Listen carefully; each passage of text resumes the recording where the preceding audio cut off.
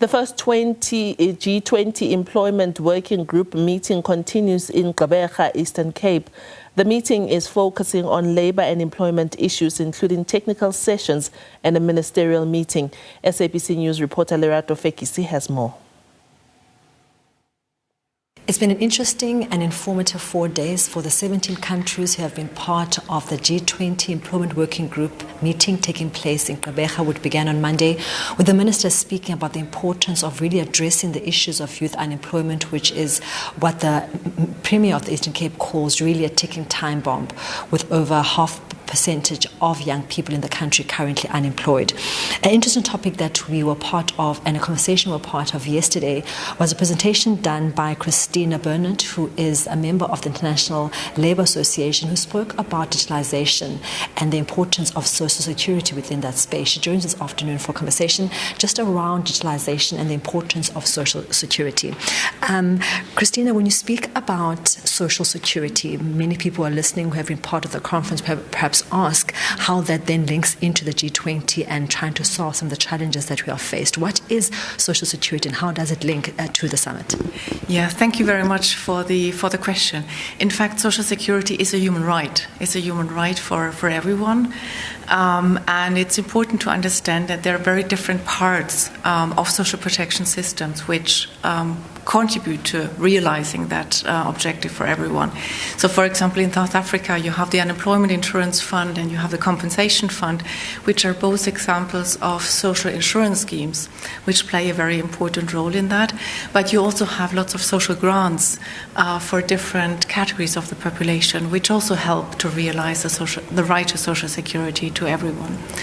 And in the G20, in fact, there has been a long-standing conversation on how to really achieve the objective of universal social protection, so making sure that everyone has access to adequate social protection during people's lives. So really from childhood really until, over kind of working age, old age, and then until people. The end of people's lives. And this is very key for people, really, to help them navigate the labor market, navigate the transitions that they have during their working life, but also navigate the life transitions. So for people having children, falling sick, and for example, having children, having a disability. So this is really to help people to navigate those challenges during their lives. And Christina, what do you hope that people who are part of representation take home, because we see the conference coming to an end tomorrow? What do you think are some of the huge learning points that South Africa could also learn in doing better in terms of social security?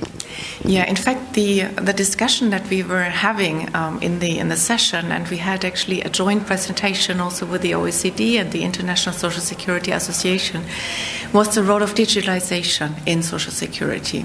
So we've been discussing about how to facilitate access to social security for workers on digital platforms. That was one part of the discussion.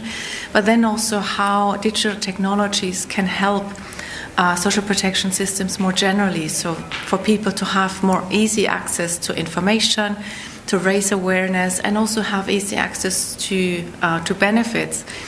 But also, for example, to make it easier for enterprises to pay contributions for their workers, and also help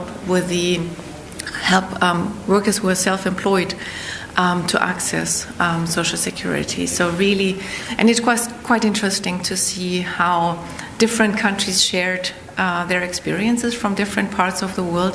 We've seen quite a lot of examples how countries are using those technologies, from mobile phone applications to artificial intelligence, to really facilitate access and to enhance the delivery of social protection benefits. Thank you so much. Well, that was Christina Bernard from the International Labour Organization speaking about the different countries who has come together during a discussion around digitalization, speaking about how different countries are tapping into AI, how they're using digitalization and modern technology to improve their labour issues, how they're also using digitalization to try work things better for citizens in terms of access to information, and saying that the huge take-home has been how countries have shared their best practices in digitalization to assist other countries step up and ensure they do the same for their workers back in their countries. But for now, let's go back to the studio.